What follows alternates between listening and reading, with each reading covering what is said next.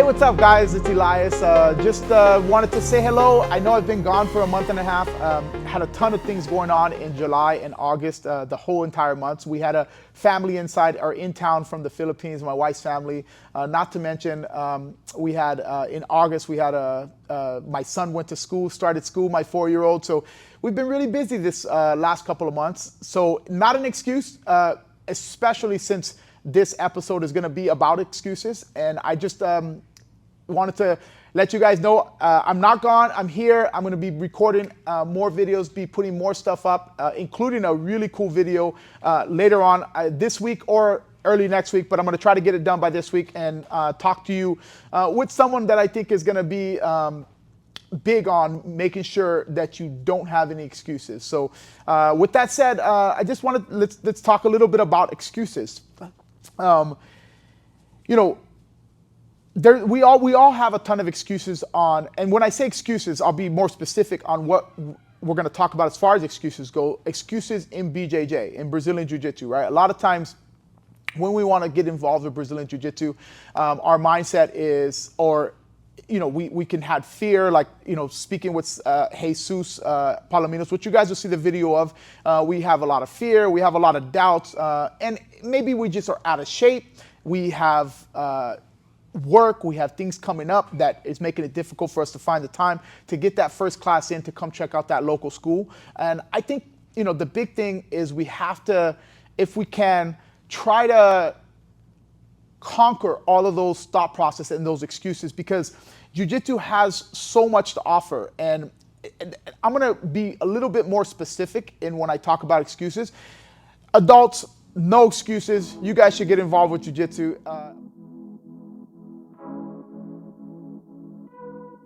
I'm going to go around. First thing I'm going to do, stand my hip forward, catch, grab the inside, push, pull. Soon as I pull, drive the weight forward. As I drop my knee just so I don't kill Isaac, drive the knee forward.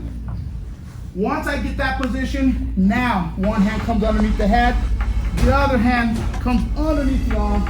From here, as soon as I take the weight off his hip, the guy's gonna turn into you. Just follow that momentum. What? I start to take my leg out, he starts to turn, and just what we call, I ride his hip, straight to his side. One hand under the head, one hand under the arm, chest to chest. Score my 3 points. Let's rock. 2 times each in this switch, guys.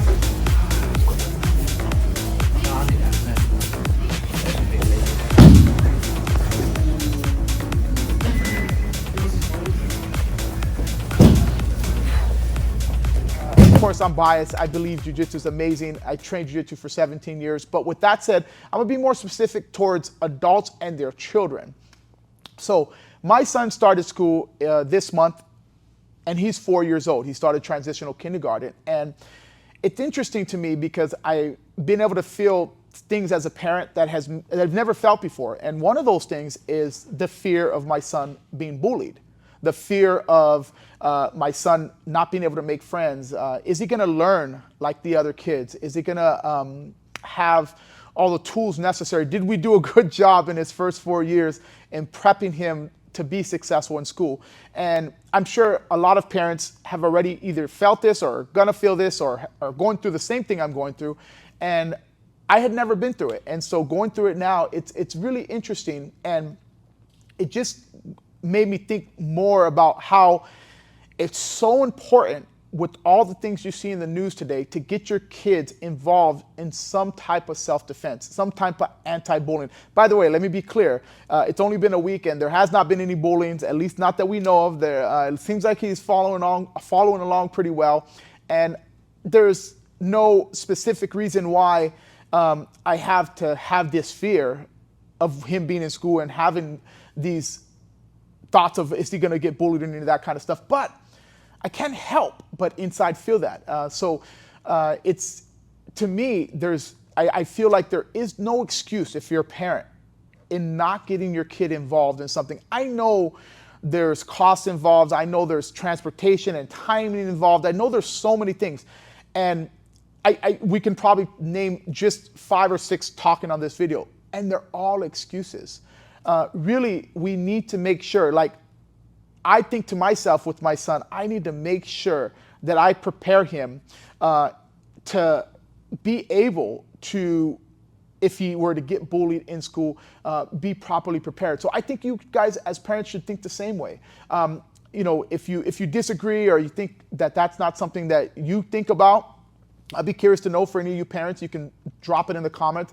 But it's something that I've thought about a lot. It's only been a week, so I can only imagine if, so far, my son's come home every day with a smile on his face, but I can only imagine if he doesn't have a smile, what my first reaction is gonna be. And even worse, if I ever found out he was bullied.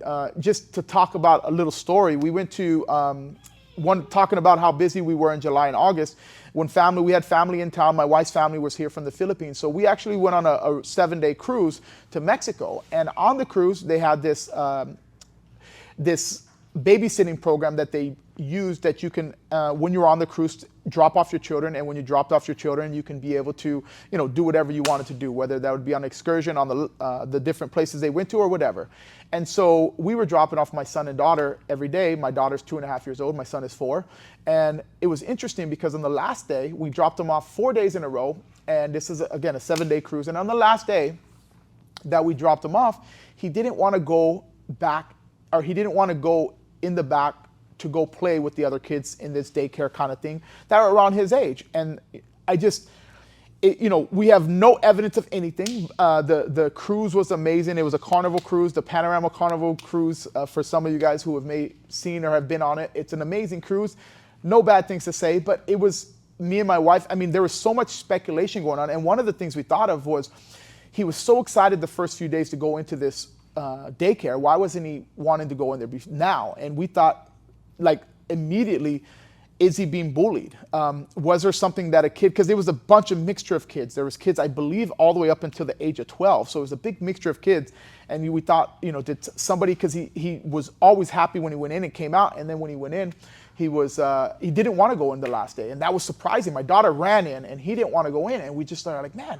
And so, of course, my wife's family was on the boat with us. So we talked about maybe he was bullied. Maybe he was bullied. And I cannot begin to tell you how much anger that caused inside of me. It was just and by the way, he may have not been bullied at all. He may have just wanted to not hang out in that daycare that day and wanted to maybe hang out with his relatives. But with that said, it just gave me a huge sense of responsibility to start getting him involved with martial arts, because I thought, if somebody was bullying him in that daycare and now that he's in school, what would he do? And what responsibility or feeling would I have about myself if I allowed him or didn't give him the proper tools to defend himself in a bully situation? How would that make me feel?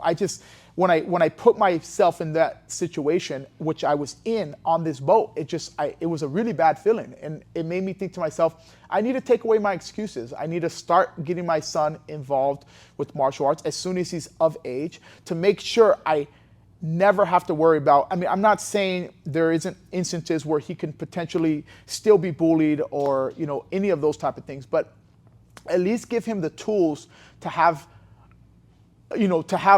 some semblance of success to defend himself in case there was someone out there that was trying to bully him. So the moral of the story ultimately is, if you've thought about any of the things that I've talked about as far as feeling like you should be giving yourself a bigger responsibility to get your kids involved with something to help make sure that they can defend themselves in school, stop making excuses. Get them involved now. Take them now. I promise there's no bad that can come from it. What bad can come from you getting your kids involved? Your kids, just like I think of, are an investment, right? There's something that you wanted, I hope, in most cases. And when you have that kid, it's an investment. You're putting time and money into hopefully making and creating a human being that is going to be great for the world. And with that said, try to think of getting them involved with something as an investment, right? It's invest in their future. There's so many people out there that will invest a ton of money on education and all those things. And those are amazing, wonderful things. But invest in self-defense. Invest in helping your child build confidence, build discipline, all the things that can help them in a scenario where there's somebody trying to do something that they don't want to have done to them. If you can do that, if you can, moral of the story, not make excuses, then I think you're going to be better for it.